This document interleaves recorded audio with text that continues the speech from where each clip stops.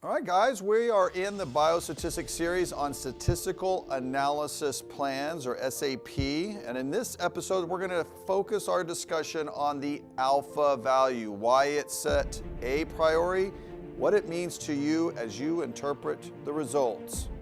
Now, whether you're participating in research or reading the clinical literature, this is a concept that you need to understand in its proper context. And I'm going to make it easy for you.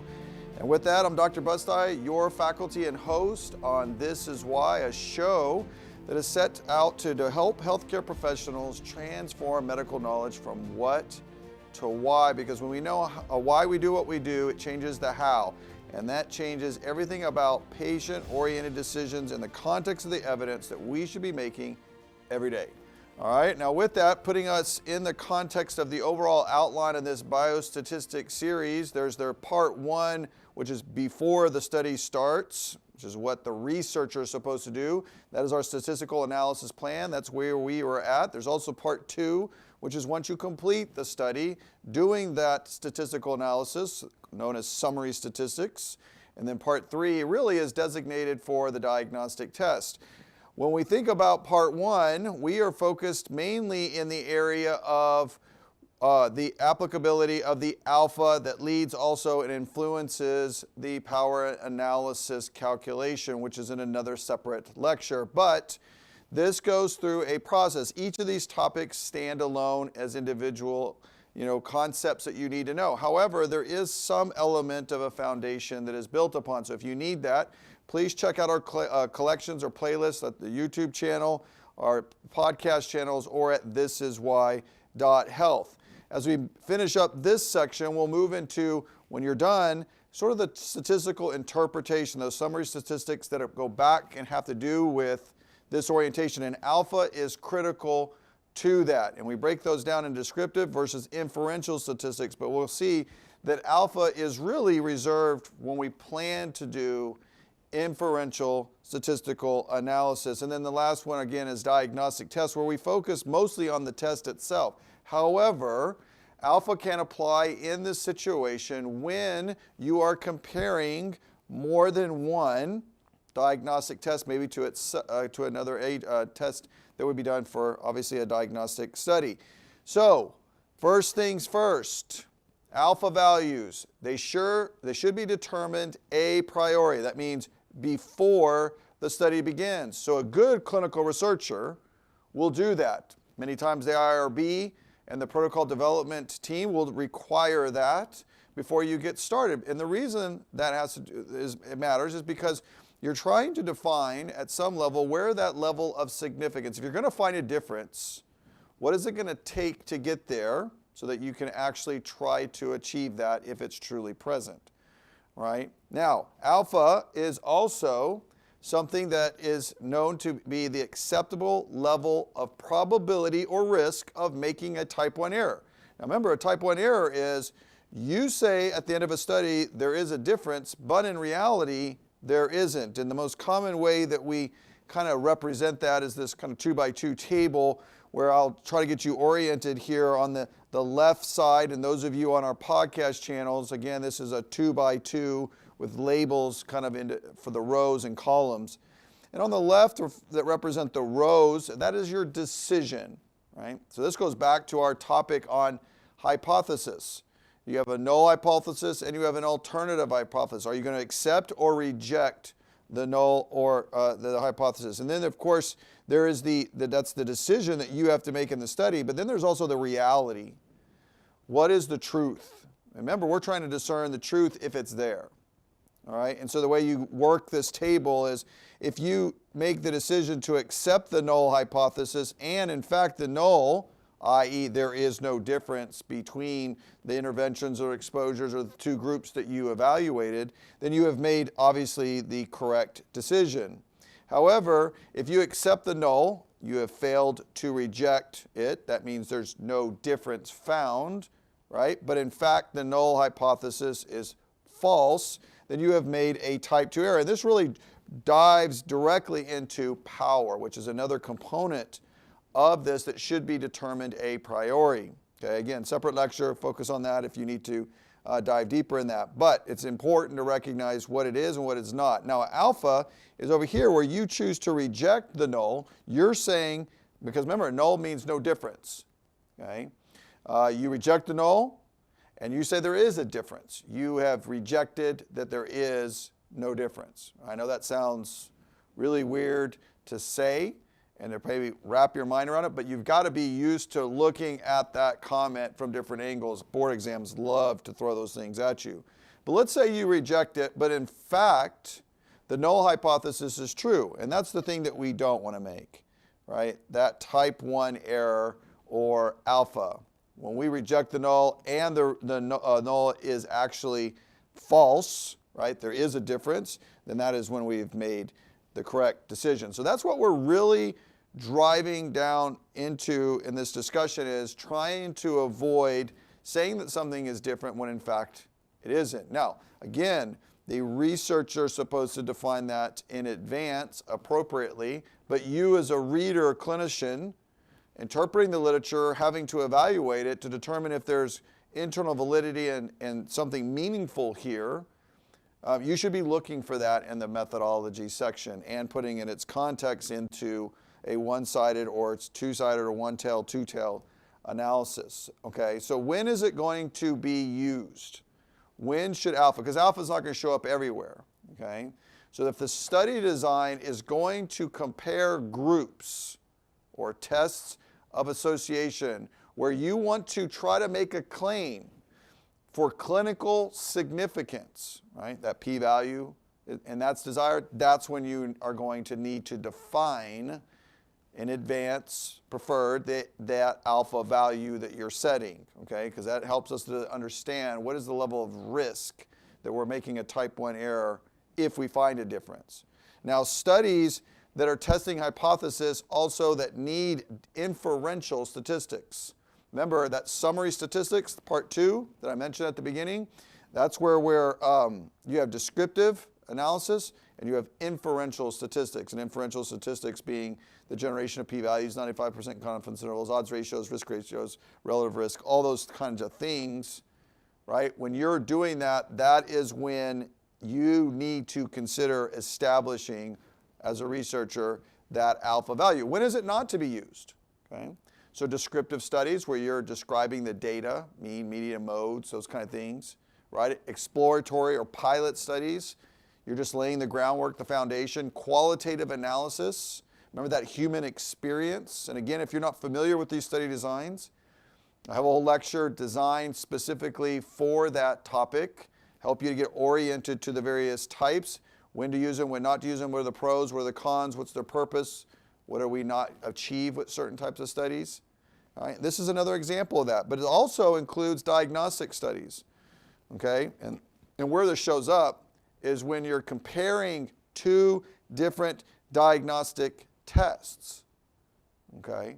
Now, if you're just looking at the diagnostic test itself, right, and you're not comparing those tests to another, one test to another, then that's where this would apply, because you're looking at, in those situations where you're only looking at the individual test and how it performs, those are things like the sensitivity, specificity, the receiver operated curves, area under the curve, and likelihood ratios and those kind of things, all right?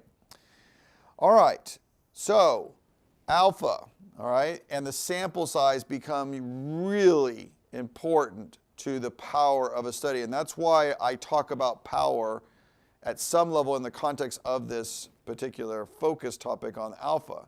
You can't just fully look at one of these things by themselves. They do interact.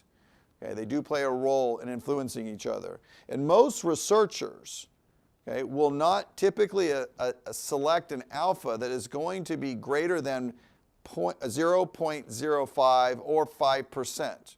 Okay? I mean, again, that's the risk of making a type 1 error, right? They won't go less than 2 standard deviations from the mean, right? That's what we typically see people do. So we normally accept this alpha of being less than 0.05 as being at minimum the target, okay? Now remember, this is influenced in part by the wording of your primary objective, which then really is your null and alternative hypothesis, okay?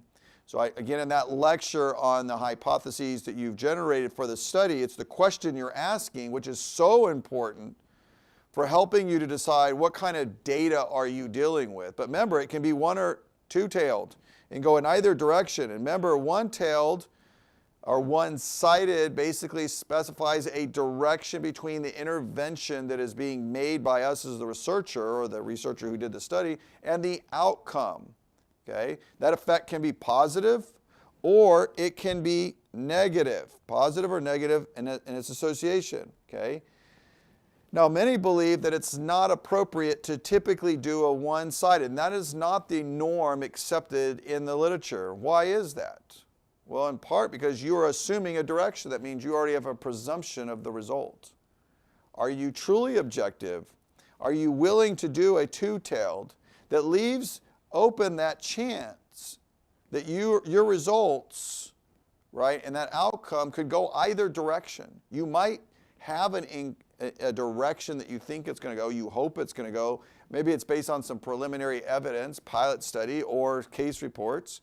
You have an idea, but to be transparent, objective, and to make the study more robust and valid, ideally, most papers are published in a two-tail. That becomes really important. That angle, that context, that perspective not only relates to alpha value, which I'm going to show you here in a minute graphically, but becomes very relevant in also your power analysis and the calculation that you would do to determine the sample size that you need to avoid making a type 2 error. Remember, you want to find a difference if it really exists, and you need appropriate number of people in order to do that, okay? So what difference does that make on the hypothesis of one-sided or two-sided? Well, it has to do with the distribution of that alpha value that you have predefined. That alpha value of 0.05 at minimum that we most accept, or 5%, is getting distributed either in one direction or it's being divided, okay, if it's two-sided, which again is the most common, accepted one in the literature for well-done studies. Now you're dividing it out. And I want to show you what that looks like graphically, because the area under the curve there, where that point, that what's called z-score down here, okay, that we get from tables, that z-score is that point of basically there's a difference, right? And so if this is representative of a one-tailed or one-sided alpha value, and that value would be 1.645, which becomes very relevant in the calculation of power analysis. That's why it matters, okay? So the 5% over there, that's the area. This space in here is the space that there is a difference, right? That is going to be the space where we reject the null hypothesis. And the null hypothesis says there's no difference, right? And it's also the risk of making a type 1 error. So the smaller that area is, the less chance we have made a type 1 error. The harder it is to also find a difference. And you see that because of the area that's left when you divide it by 2. So it's 0.025 on one side, 0.025 on the other side when you use a two-tailed or two-sided approach with your hypothesis or your objective, okay? So this is where orientation is so important in the individual words that are used not only in the protocol by the researcher, but also by you reading the paper helps you to stay oriented to what your results of significance actually mean. And if the researcher chooses to say in the methodology they did a two-sided, but then they take a one-sided approach after the study was done, that's a red flag. That means they're looking for something, right? They couldn't find a difference and they want to get published. That kind of stuff is irritating. It's frustrating. We lose our credibility as clinicians, researchers when we do that kind of stuff, right? And you lose respect for the paper and its integrity when that stuff is done. But you can see now that the z-score is a different number, 1.96, and again, that number is going to go into the power analysis. And so, again, if you're not familiar with power analysis and the components that make up the calculation, not that you need to memorize all that, but it's important to have that context. I'm going to show you in that lecture how easy it is to calculate power or to figure out where you're at in orientation to a study that you're reading. It is not that difficult, okay? So when using a one-tailed or one-sided t-test analysis or using alpha that's one-sided in a post hoc analysis, i.e. you finished a study and now you're doing additional analysis that you didn't a priori mention in your paper or your protocol, that raises that red flag, okay? We call that data dredging, when you're trying to dive into the information and find something positive to draw attention to. And so post hoc analysis raised the risk of bias in particular, okay? Now, wrapping this up, okay? The take-home points that are relevant is that alpha is that threshold that the clinician or the researcher sets. You can set it too as a reader of what you think it should be or that you would like it to see, for it to have been. But the reality is it's supposed to be set a priori. And that p-value, when it's determined at the level of the inferential statistical analysis, is what we generate to see if that difference exists, right? And again, alpha is a chance of making a type 1 error. We are most comfortable setting that at minimum 0.05 or 5%. Again, one-tailed would be all 5%, that area over on one side. Most common in the literature and the most accepted, respected way to do it is a two-tailed hypothesis, okay? All right, I hope that was helpful. You can access the full statistical analysis plan playlist at thisiswhy.health, as well as other evidence-based medicine topics and collections that include playlists alongside other relevant areas in this whole thing. If you're learning how to do research, this is a great approach, from learning how to set up a protocol from the beginning and then how to analyze it after you're done. If you're a clinician researcher or clinician and you don't care about doing research, then it teaches you the process of how to interpret and what that stuff means so that you can appropriately apply it to your patients. That is the process of EBM. It's step 5. Step 4 and 5, apply and then assess your own clinical practice. Okay, now if you need extra help on practicing applying this content for board exams, all right, that's why I started High Yield Med Reviews. Okay, we have Biostatistics Q banks over there for you. Those members at thisiswhy.health get a discount that's free. That's an investment, right? But most board exams, nursing, pharmacy, and medicine, I've taken all of them, being that I've trained in all those areas, you will get statistical related questions on your boards and of course your coursework. Why is that? Because you're expected to invest in your license for the rest of your life. It's called lifelong learning. Things change, new evidence comes out, you need to be able to read it. So I hope this topic helped you to wrap your mind around alpha, and we'll see you next time. Take care.